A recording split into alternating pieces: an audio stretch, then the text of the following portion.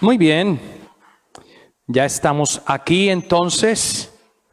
Creo que fueron entre 3 y 4 minutos.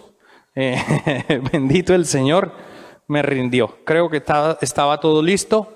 Aquí estamos para vivir este momento, ¿cierto? De reflexión y meditación. Así que pues vamos a empezar, ¿cierto?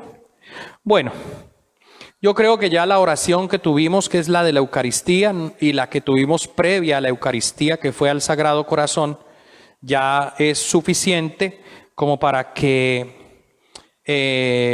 haya sido preparación adecuada para este momento. Sé que muchos que se quedan, pues de pronto están ya con un poquito de sueñito, porque hoy es domingo, trabajaron mucho y hoy es día de hacer un poquito de pereza para algunos de ustedes, gracias a Dios. Bueno, entonces, en la sexta charla es las peticiones del Padre Nuestro. Ayer veíamos el encabezado, que es Padre Nuestro que estás en el cielo, y explicábamos esa frase completa, una por una la explicábamos, ¿verdad que sí? Fundamental, porque es esencial que la entendamos, que la comprendamos, si no, pues no podríamos empezar. Hoy trataremos dos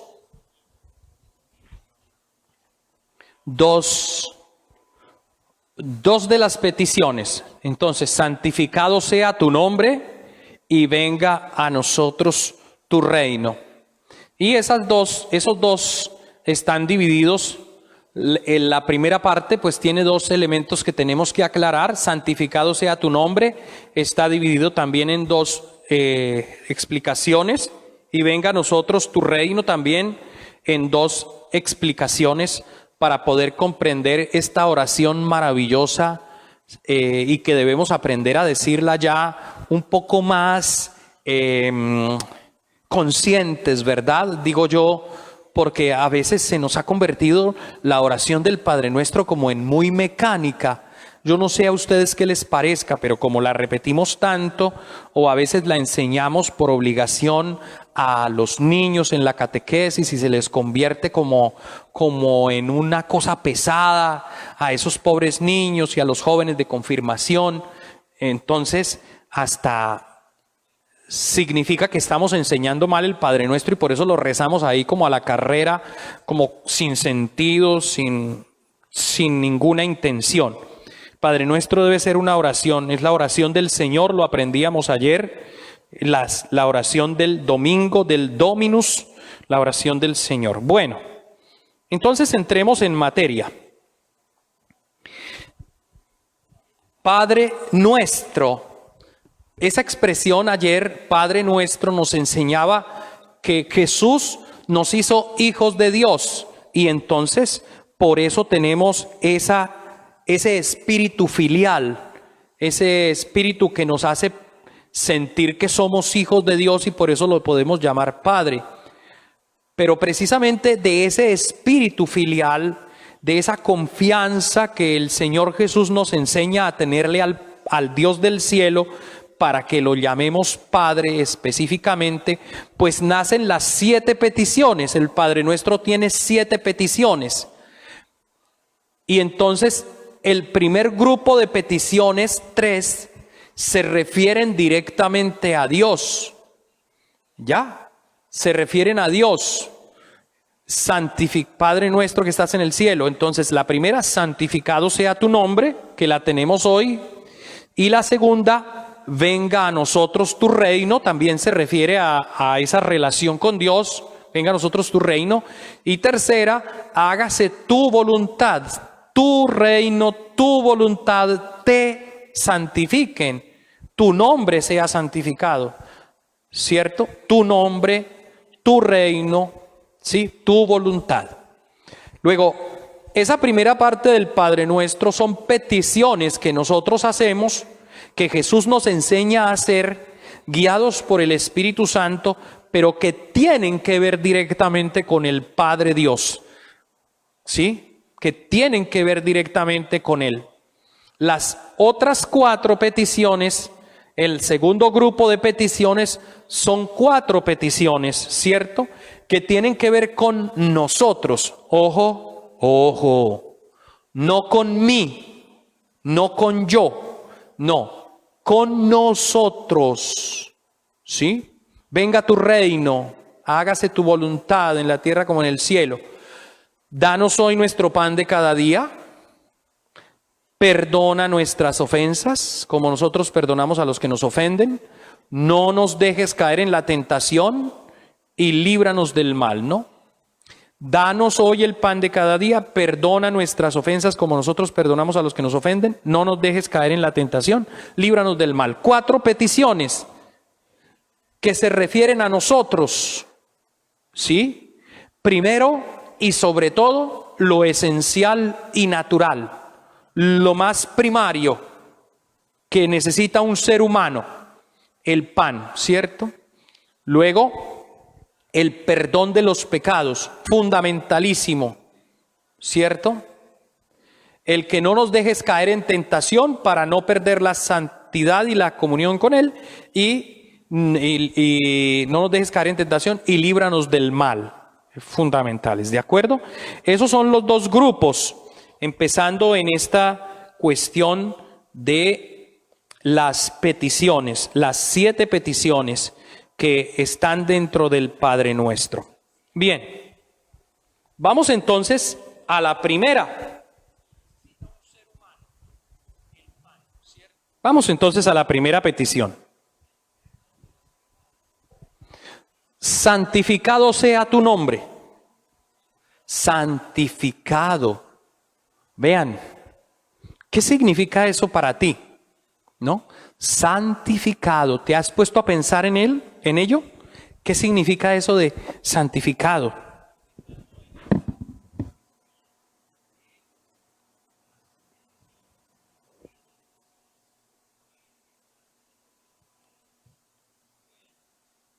Santificado. ¿Qué significa santificar? ¿El nombre de Dios ya no es santo?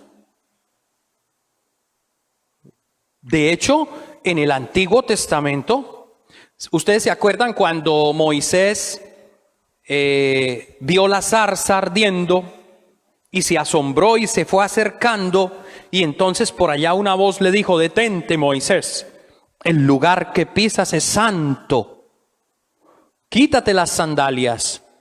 Y se quitó las sandalias y comenzó pues todo el diálogo. Desde allí comenzó esa relación de Moisés con Dios, que Moisés no conocía a Dios. Nunca le habían hablado de él, del Dios de los israelitas. Y allí comienza esa amistad, esa relación. Dios conocía el corazón de Moisés, a pesar de ser un hombre pecador. Pero Dios conocía ese corazón que podía ser muy bueno, muy férreo, muy fuerte, muy creyente. Y entonces un día cuando Dios le dice: tienes que ir a Egipto a sacar al pueblo de Israel de allí. Tienes que ir a decirle al faraón que vas en mi nombre. ¿En tu nombre? ¿Y yo en nombre de quién voy? ¿Cómo se llama usted? Y entonces de ahí es de donde sale la expresión que muchos también le han dado otro significado, otro tono, otra voz, es decir, otros sonidos. Y entonces el Señor le dice: yo soy el que soy. Ve a decirle al faraón que yo soy el que soy. Es el tetragrama. ¿Sí? Se llama tetragrama. Y es el Yahvé, porque en la lengua hebrea no hay vocales, ahí son puras consonantes. Eso es súper difícil hablarlo, porque uno no tiene vocales sino solo consonantes. Se tiene que aprender los sonidos de memoria, si no, no hay forma. Entonces, ven el nombre de yo soy el que soy, y el nombre de Dios es santo. Era tan santo que el pueblo de Israel no se atrevía a pronunciarlo. Las personas, ni los profetas, ni los escribas decían era Señor, Señor, Señor. Cuando encontraban la expresión o el nombre de Dios escrito, ellos, en lugar de decirlo, lo que terminaban diciendo era Señor. Entonces, el nombre de Dios ya es santo. Luego, ¿por qué hay que santificar? Entonces, ¿qué significa ese santificar? Bueno, entonces, el término santificar debe entenderse aquí, sobre todo en el sentido estimativo, es decir, reconocer como santo, tratar de una manera santa. Esa es la primera acepción o la primera forma de santificarlo, reconocerlo como santo, como el nombre de Jesús. El nombre de Jesús es santo también, porque Jesús significa Yahvé salva, Dios salva. De hecho, tiene las letras del nombre de Dios, de Yahvé, Jesús, el nombre Jesús, pero es un poco más largo. Yahvé salva, Dios salva. Luego, es una forma de reconocer, de aceptar que Dios y todo lo que procede de Dios, incluso su nombre, es santo, ¿cierto? Esta petición es enseñada por Jesús como algo a desear, es algo a desear. Nosotros debemos desear que las personas, ¿sí?, los seres humanos, todos, al conocer a Dios, al conocer su amor, al conocer su obra, al reconocerlo como el creador de todo, pues ellos, al reconocerlo, lo reconozcan como santo, lo santifiquen, ¿no? Es una petición a desear. Deseo profundamente que todas las personas que han escuchado hablar de Dios, que saben de Dios, lo santifiquen, lo reconozcan como santo. Lo deseamos profundamente cuando decimos santificado sea tu nombre. Es como un proyecto en que Dios y el hombre se comprometen a santificar ese nombre. Entonces aquí viene como la segunda manera de santificar el nombre de Dios. Una es aceptando esa santidad del nombre de Dios. Pero no se queda eso como en el aire, no se queda eso solo como en algo conceptual. Por eso santificar el nombre de Dios debe ir más allá. No es solamente, ay, sí, es santo, y entonces yo comienzo a hacerle venias, y entonces donde todas partes lo escucho, entonces hago una venia. O como pasa con algunos hermanos que escuchan el nombre de Dios y entonces de una vez amén o aleluya. No, tampoco significa eso. Es mucho más profundo, es mucho más concreto. No se puede quedar en algo como simplemente conceptual o etéreo. Tiene que ir algo más profundo, y ese santificar, por eso que es un compromiso, es un proyecto de Dios y de los hombres al que se comprometen, implica que Dios con sus obras muestre su santidad, y que el hombre, al reconocerlas, le responda a él también haciendo obras de bondad y glorificándolo. Es como una especie de alabanza y de adoración, pero no solo con palabras, sino con hechos. Lo que estábamos diciendo de pronto hoy un poquito en el Evangelio, y que yo les repito como un poco cansonamente, que es el de con mi vida, con mi ser, ¿cierto? Que es testimonio ante los demás. Yo santifico a Dios. Mis obras, Jesús santificó el nombre de Dios. ¿Sí? Yo te he glorificado, Padre, glorifícate tú en mí. Y entonces, ¿qué significaba eso? Yo he dado testimonio de tu nombre, Padre. Yo he anunciado tu nombre a los hombres. Yo les he enseñado tu evangelio. Yo les he enseñado a vivir tu voluntad. Yo he hecho milagros en tu nombre. Yo he permanecido fiel a tu voluntad. He sido obediente y voy a seguir obediente hasta la muerte en cruz. Esa es una forma de Jesús glorificar y santificar el nombre de su Padre. Pero aparte de eso, nosotros los seres humanos, viviendo la voluntad de Dios, viviendo la santidad, viviendo la caridad con los hermanos, de esa manera en el amor, yo santifico el nombre de Dios. Y los que reciben esas buenas obras, esa caridad, esa misericordia que yo como testigo de Dios realizo, entonces ellos santificarán el nombre de Dios. Santificado sea tu nombre, ¿cierto? Pedir que su nombre sea santificado no implica el benévolo designio que Él se propuso de antemano, nos implica en el benévolo designio que Él se propuso de antemano para que nosotros seamos santos e inmaculados en su presencia por el amor. Miren ustedes, entonces, pedir que su nombre sea santificado nos implica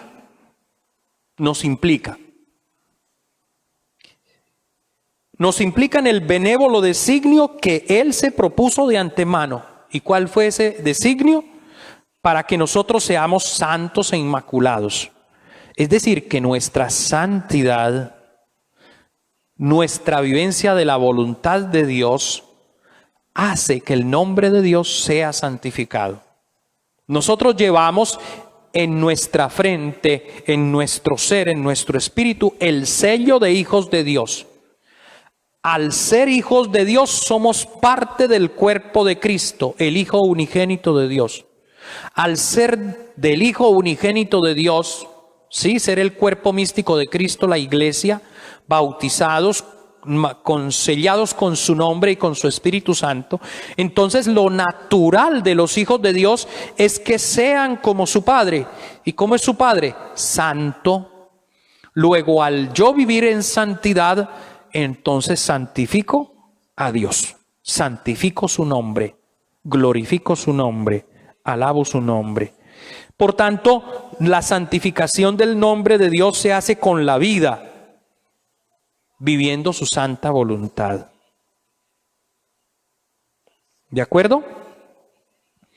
En la promesa hecha a Abraham y en el juramento que le acompaña, Dios se compromete a sí mismo sin revelar su nombre. Empieza a revelarlo a Moisés y lo manifiesta a los ojos de todo el pueblo, salvándolos de los egipcios. Entonces, Dios santifica su nombre, salvando a los hebreos de los egipcios. Desde la alianza del Sinaí, este pueblo es suyo y debe ser una nación santa. Vean ustedes, Israel debía ser una nación santa porque el nombre de Dios habita en ese pueblo. Con mayor razón nosotros, Cristo se encarnó, es decir, tomó nuestra condición humana, el Verbo asumió nuestra condición humana, ¿sí? Fue igual en todo a nosotros menos en el pecado. De esa manera, Dios, por medio de Cristo Jesús encarnado, santifica a la nación, santifica al pueblo, y por tanto el pueblo que debe ser santo debe dar testimonio de santidad porque su Dios es santo, porque su nombre está inscrito en nosotros. Ahora dice, a pesar de la ley santa, a pesar de ser el pueblo escogido y del nombre de Dios habitar en medio del pueblo, aunque el Señor tuvo respeto a su nombre y usó de paciencia, el pueblo, escuchen bien lo que pasó, se separó del Santo de Israel y profanó su nombre entre las naciones. Terrible. Se mezclaron con los pecadores en el sentido de que comenzaron a vivir en el pecado. Ellos tenían que ir a los paganos y a los pecadores, a los que no conocían a Dios, pero ir para enseñarles que siguieran a Dios. El pueblo de Israel tenía la tarea de anunciar el nombre de Dios a los demás pueblos y que se convirtieran a Dios. Pero los judíos lo complicaron tanto que fue casi imposible. Terrible. Afortunadamente y gracias al mismo Dios, todo se cumplió en Cristo Jesús, que abrió la fe al mundo. Y fue cuando dijo, vayan por todo el mundo. Pero hay que tener cuidado porque es que así como nosotros hemos sido hechos hijos de Dios y tenemos en nosotros marcado el nombre del Hijo de Dios.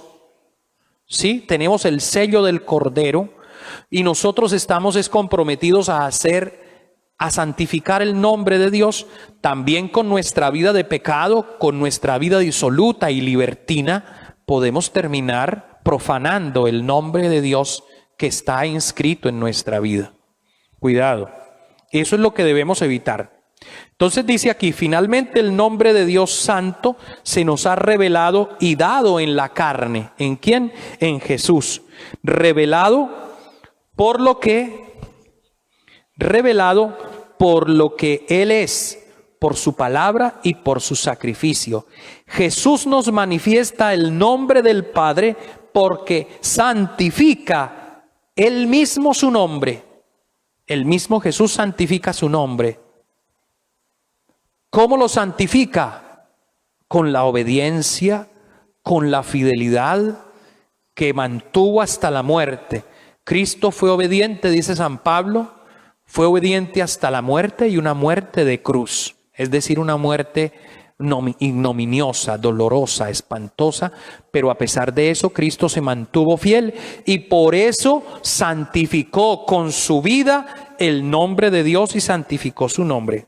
Jesús nos manifiesta, en el agua del bautismo hemos sido lavados, santificados, justificados en el nombre del único mediador Jesucristo y en el Espíritu de nuestro Dios. A lo largo de nuestra vida, nuestro Padre nos llama a la santidad. Y lo escuchamos en los evangelios de vez en cuando. Sean santos como su Padre del cielo es santo. Luego, todo esto que yo les he estado insistiendo muchísimas veces a ustedes durante muchas homilías, con muchas palabras, es verdad. O sea, realmente es una moción del Espíritu.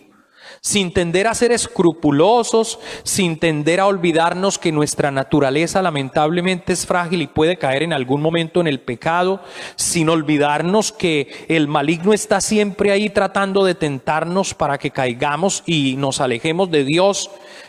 No podemos olvidar eso, pero sí podemos, aferrados a Cristo Jesús nuestro Señor, nos podemos aferrar para que nos ayude a ser santos como el Padre del cielo es santo. Tender a la santidad no implica desconocer nuestra fragilidad y debilidad. No, tender a ser santos como el Padre Santo implica, de hecho, estar siempre conscientes que el único que me puede santificar es Dios mismo y yo, dejando que Él me santifique, santifico su nombre. No sé si me hago entender con esto, mis hijos. Me encantaría que ustedes me dijeran si me estoy haciendo entender en esta noche. Bueno, dice aquí,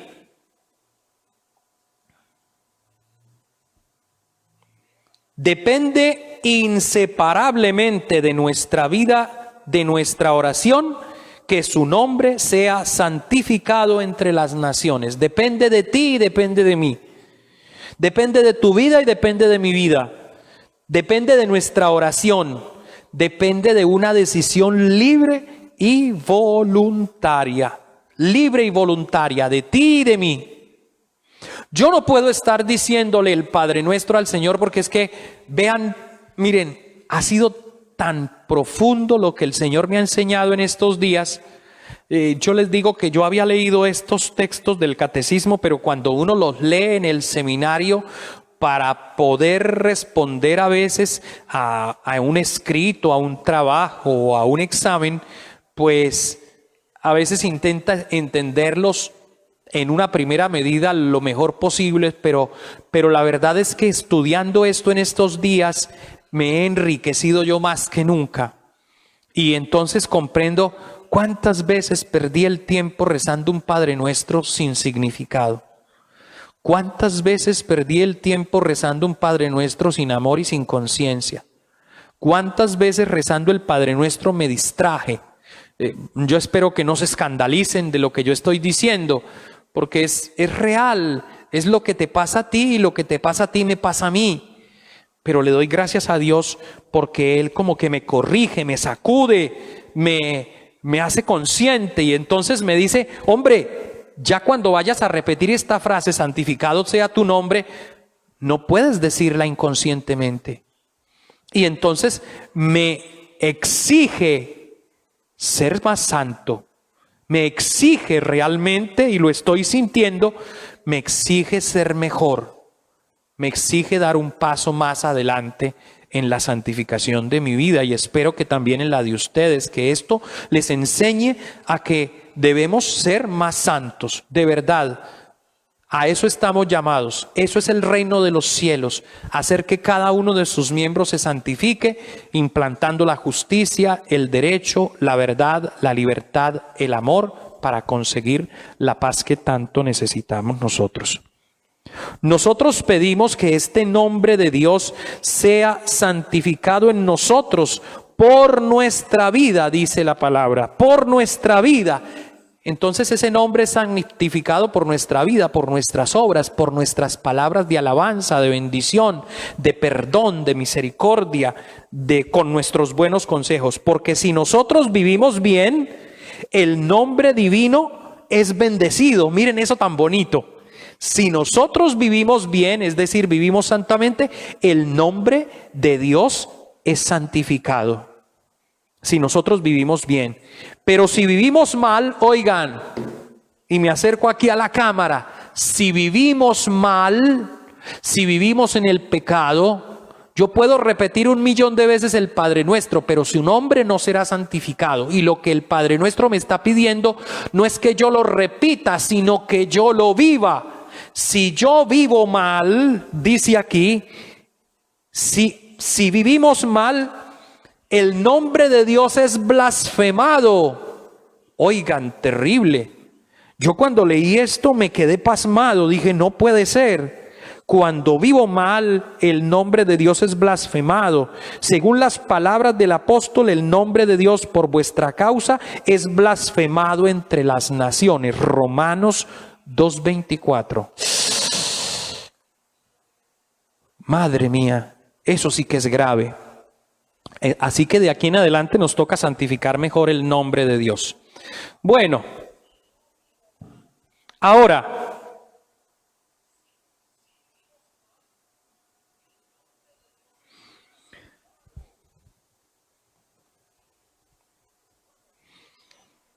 segundo elemento o segunda petición mejor, la segunda petición, venga a nosotros tu reino. Venga a nosotros tu reino. Qué bien. Venga a nosotros tu reino. Bueno, y me siento un poquito porque es que estoy como un poquito cansado de estar parado. Este padrecito ya como que está volviendo viejo, ala. Se cansa de estar de pie. Bueno, la falta de ejercicio. Aquí hago muchas cosas, pero aquí encerrado no es mucho ejercicio el que se hace, mis hijitos, como ustedes en sus casitas. Ay Dios, se nos van a pegar las bisagras, decía mi mamita. En paz descanse en el cielo con el Padre eterno. Venga a nosotros tu reino. Esta petición que le hacemos al Señor y a veces la hacemos a la carrera porque el Padre Nuestro a veces dura por ahí máximo 45 segundos, 1 minuto. A ver, en el Nuevo Testamento, si ustedes comienzan a mirar, tanto Juan el Bautista como el mismo Jesucristo comienzan su predicación anunciando el reino de los cielos. El reino de los cielos está cerca, decía Juan el Bautista, y Jesús comenzó su predicación igual. El reino de los cielos está cerca, por eso conviértanse y crean en el Evangelio. Reino, reinado de los cielos, reino de Dios. Dios es rey. Eso lo proclamamos en el último día, en el último domingo del año litúrgico como Cristo Rey del universo. Dios es rey, ¿cierto? Es la palabra basileia, griega que se puede traducir por realeza, por reino o por reinado. El reino de Dios está cerca, el reinado de Dios está cerca, la realeza de Dios está cerca. El reino de Dios está ante nosotros.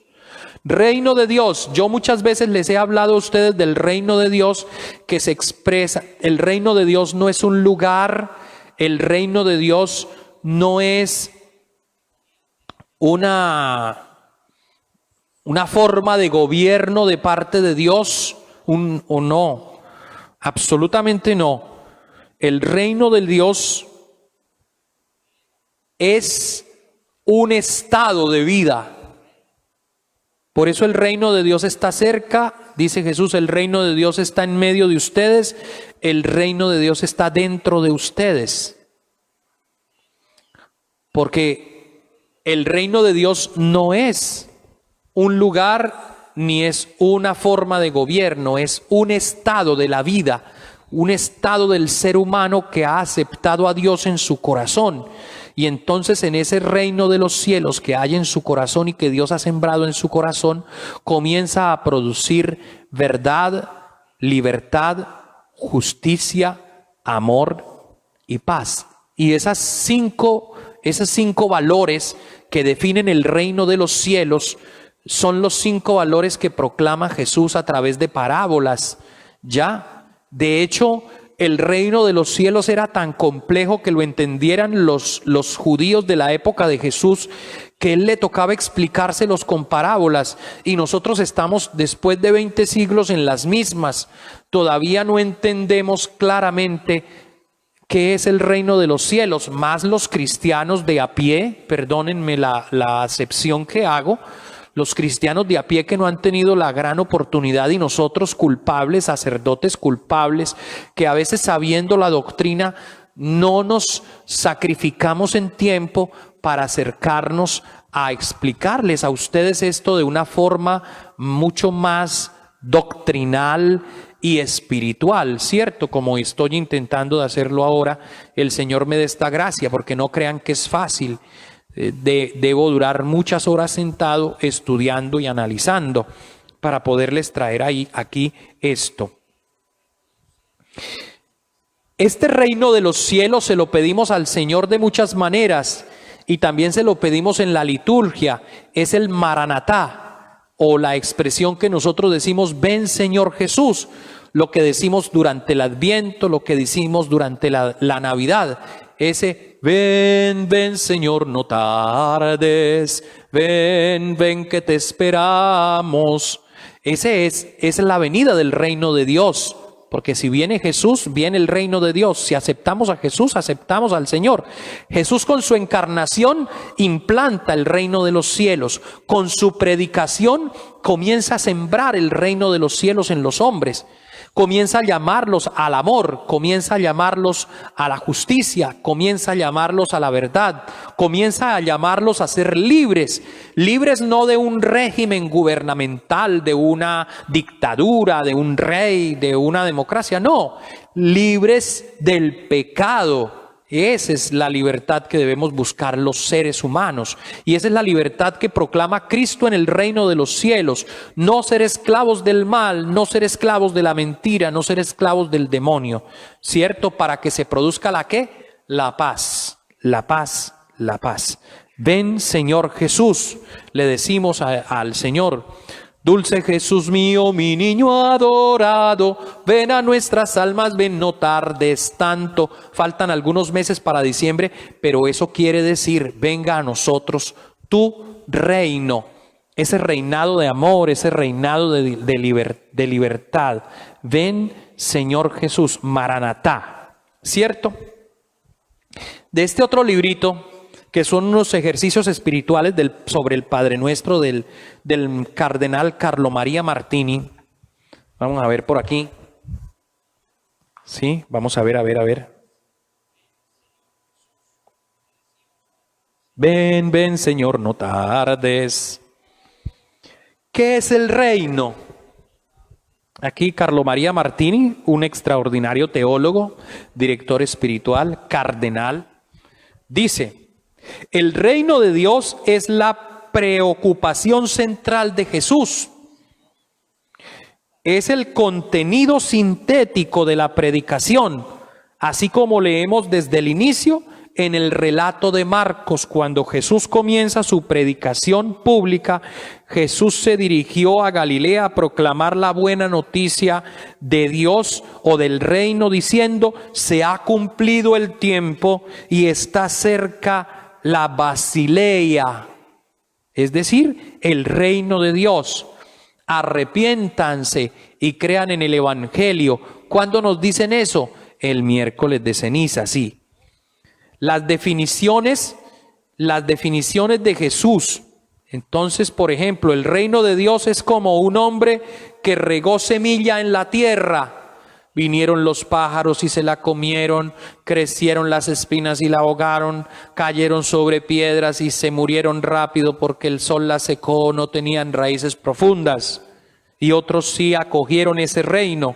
Por tanto, Jesús habla a menudo del reino, pero con parábolas. El reino de los cielos es igual a la levadura que una mujer echa en 3 medidas de harina y hace que la harina crezca, porque el reino del cielo es una semilla pequeñita, pero crece y se vuelve en una gran bendición. El reino de los cielos es como una red que un pescador tira y luego la saca a tierra y comienza a escoger los peces pequeñitos, los que están flacuchentos, desnutridos, los que no han cumplido con su misión, los tira y escoge los peces más grandes. Pero la red recoge de todos los tipos de peces, no discrimina ninguno. El reino de los cielos es parecido a aquel comerciante de perlas que está buscando una de gran valor y cuando la encuentra va y vende todo lo que tiene y compra esa perla fina. O como el que encontró el tesoro en el campo, va, vende todo lo que tiene, muy contento, va y compra el campo y se queda con el tesoro. ¿Han escuchado todas esas parábolas? Bueno, pues el reino de los cielos es tan difícil explicarlo que Jesús le tocaba con parábolas, y lo que estaba queriendo enseñar eran cosas maravillosas, porque el reino de los cielos es una comunidad donde no hay discriminación, porque el reino de los cielos se siembra una semilla y crece un gran árbol, porque el reino de los cielos es el tesoro más grande que el ser humano puede encontrar, la perla más preciosa por la cual uno es capaz de entregar absolutamente todo. ¿Cierto? Reino de los cielos. Pero si ustedes quieren también saber sobre el reino de los cielos, léanse los capítulos 5, 6 y 7 del Evangelio de San Mateo, para que se den cuenta cómo se debe vivir en el reino de los cielos. Bienaventurados los pobres en el espíritu, porque de ellos es el reino de los cielos. Bienaventurados los que lloran, porque serán consolados. Bienaventurados los que trabajan por la paz, porque serán llamados hijos de Dios. Bienaventurados ustedes cuando los persigan, los humillen y los calumnien por causa de mi nombre. Eso mismo hicieron conmigo, ¿cierto? Etcétera, etcétera, etcétera. Así que reino de los cielos realmente se define en esos valores. Bien, sigamos un poquito más adelante, a ver. Aquí dice: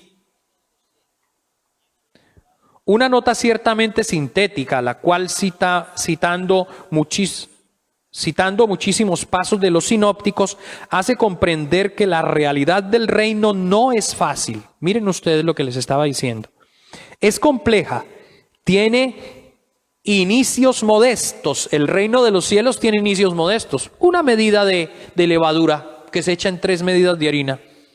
No se propone con la fuerza de las armas. El reino de los cielos no es con armas que se llega a ellos, ¿no? Y con la conquista no se pone su confianza en las potencias humanas. El reino de los cielos no necesita potencias humanas, la fuerza de hombres musculosos, de grandes ejércitos, de bombas y misiles, no. Sino que es sobre todo una realidad que entra en los corazones y es aceptada por ellos. El reino de los cielos es sutilísimo, suave, va entrando en el corazón humano con una sutileza. Dice: Dios realmente domina desde el principio. Dice el padre Ledrus, Dios domina incondicionalmente desde el principio, desde la creación. Dios es desde siempre el Rey, sí lo sabemos. Pero Dios reina precisamente cuando su bondad conquista con dulzura. Vean esto tan hermoso. Dios reina precisamente cuando su bondad conquista con dulzura, con la dulzura de la gracia, la humilde y espontánea adhesión de los corazones libres. Por eso es que querer imponer el evangelio no funciona. ¿Cómo anunció Cristo el evangelio? Con amor. Cuando llegó donde Zaqueo, regañó a Zaqueo, le dijo: miserable, desgraciado, bájese de ese árbol, usted va a ir al infierno si no me recibe en su casa. No, le dijo: Zaqueo, esta noche quiero comer en tu casa, ¿me recibes? Y Zaqueo se bajó corriendo. O la mujer adúltera, cuando se la llevaron llena de pecados, cogida en flagrancia, siéndole infiel a su marido, tal vez con alguno de esos mismos que la traían. ¿Sí? Y entonces le dicen: esta mujer fue encontrada en adulterio, en flagrancia. ¿Tú qué dices? Tenemos que apedrearla, dice Moisés. Y Jesús, con dulzura y ternura: ¿alguno de ustedes está libre de pecado? ¿Alguno de ustedes está libre de pecado? Si está libre de pecado, por favor, tire la primera piedra, pero sean sensatos porque se están presentando ante Dios. Si ustedes están libres de pecado, tienen derecho a juzgar y a condenar. Pero si no están libres de pecado, no tienen por qué condenar a nadie. Están en la misma posición que esta mujer. Así que ustedes también merecen ser apedreados. Y como ustedes merecen ser apedreados, pues si le van a tirar una piedra a ella, pues agárrense primero a piedra ustedes. ¿No? Pero Jesús entró con dulzura y después le dice a la mujer: mujer, ¿quién te condena? Nadie, Señor, me condena. Yo tampoco, hija mía. Pero mira, te doy un consejo: vete y no vuelvas a pecar. Genial. ¿Por qué María Magdalena amaba tanto a Jesús? Por la cantidad de pecados que le había perdonado. ¿Por qué en la casa de Lázaro amaban tanto a Jesús? Porque Jesús, a ellos que eran rechazados, Él sí los acogió, los quiso, los respetó, les dio la dignidad. Luego, el reino de los cielos se anuncia con dulzura, con misericordia, con humildad, ¿cierto? Con compasión. Hay que enseñarle a los hombres la misericordia de Dios, ¿sí? La omnipotencia divina resplandece soberanamente en los triunfos de la misericordia, cuando ésta lleva a la madurez la vida eterna a los elegidos. Cuando ésta lleva a la madurez de la vida eterna a los elegidos. La misericordia es la que ha hecho que el reino de los cielos sea acogido en el corazón de los hombres. Porque todos nosotros, pecadores, la verdad es que cuando uno mira la misericordia de Dios, dice: ay Dios, usted sí ha tenido paciencia conmigo. Yo soy el primero en decirlo, con lo pecador que soy, Señor, con tantas ofensas que cometo, con tanta soberbia que a veces hay en el corazón de uno, Virgen Santísima. El reino evangélico del Padre de las Misericordias, por tanto, no se reduce al efectivo estilo patronal de Dios, que envuelve bajo su potencia también a los condenados. No, Él no impone nada. Dios no quiere imponer nada.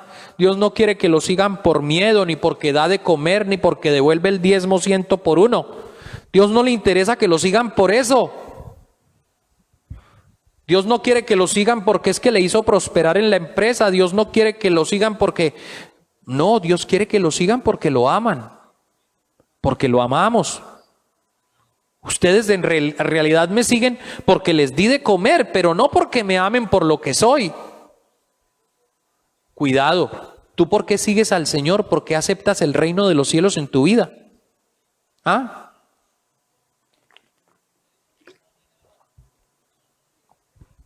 Dejemos que la misericordia de Dios siembre en nosotros ese reino que tanto necesitamos.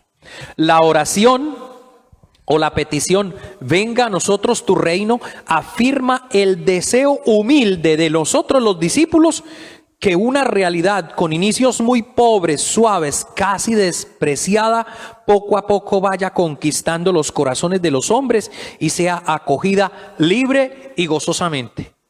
Qué bonito. Es la grandeza del reino que le apuesta todo a la libertad, a la dulzura, a la espontaneidad, a la persuasión. Dios propone, no impone su reino.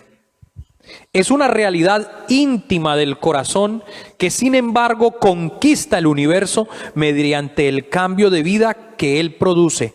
Pensemos en las bienaventuranzas, que son la expresión típica del estilo de vida de los que tienen en su corazón el reino de Dios.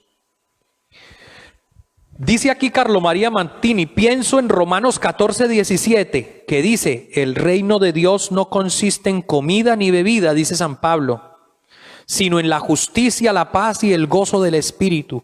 Es una bellísima casi definición del reino, justicia, pero justicia del reino, justicia de la misericordia, justicia del amor de Dios, a lo cual sigue la paz y el gozo del Espíritu. El fruto del Espíritu es el amor, la alegría, la paz, la paciencia, la amabilidad, la bondad, la fidelidad, la modestia, el dominio de sí. Este es el fruto del Espíritu. Este es el reinado de Dios. Significa que quienes viven esas virtudes y han recibido esos frutos, en ellos habita el reino de Dios. Primera, eso es Gálatas 5:22. Y en Primera de Corintios 4:20 dice, porque el reino de Dios no es de palabra, sino de obras. Es mi vida. Lo que decía igual de santificado sea tu nombre. Santificar el nombre lo hago con mi vida, no con palabritas. Que las palabritas bonitas a veces no salen a muchos, pero las obras, la vida concreta, mi santidad, mi fidelidad, ¿no?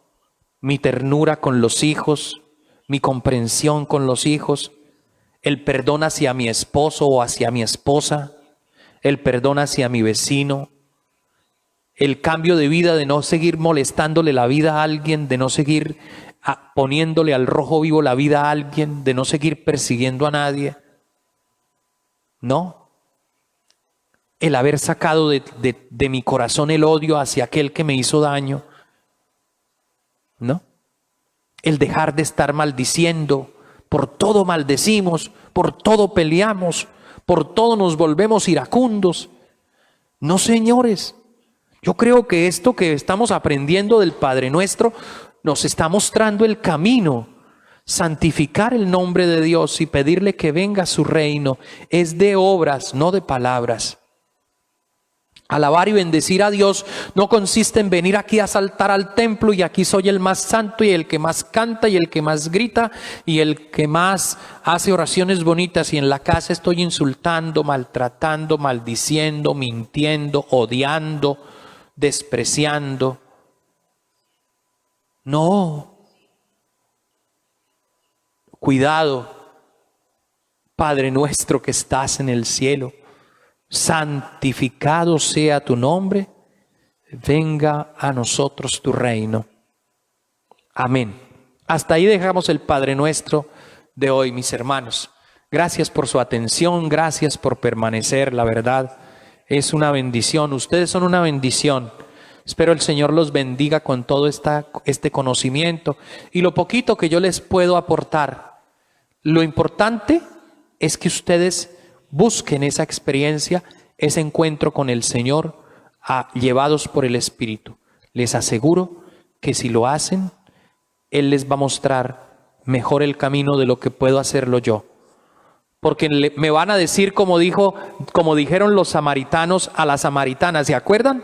Ya no creemos por lo que tú nos dijiste. Padre Carlos Fernando, no, yo ya no creo por lo que tú nos enseñaste. Ahora creo porque yo mismo lo viví. Y eso me llenaría profundamente de satisfacción y de alegría, todavía más, porque ya le doy gracias a Dios por la alegría que me permite de estar con ustedes. Dios les pague.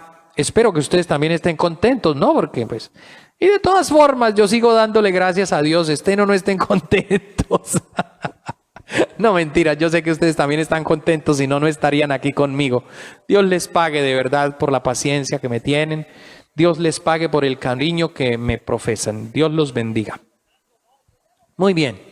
Oración. ¿Dónde está la novena de Santa Mónica? Ay, Santa María, no se me pierda.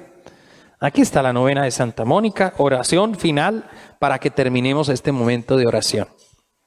Oh Dios Todopoderoso, que observaste las devotas lágrimas y ruegos de Santa Mónica y le concediste por sus oraciones la conversión de su marido y el regreso penitente de su hijo, Agustín, concédenos la gracia de implorarte también con verdadero celo para que así podamos obtener como ella la salvación de nuestra alma y las almas de nuestros allegados, por Jesucristo nuestro Señor.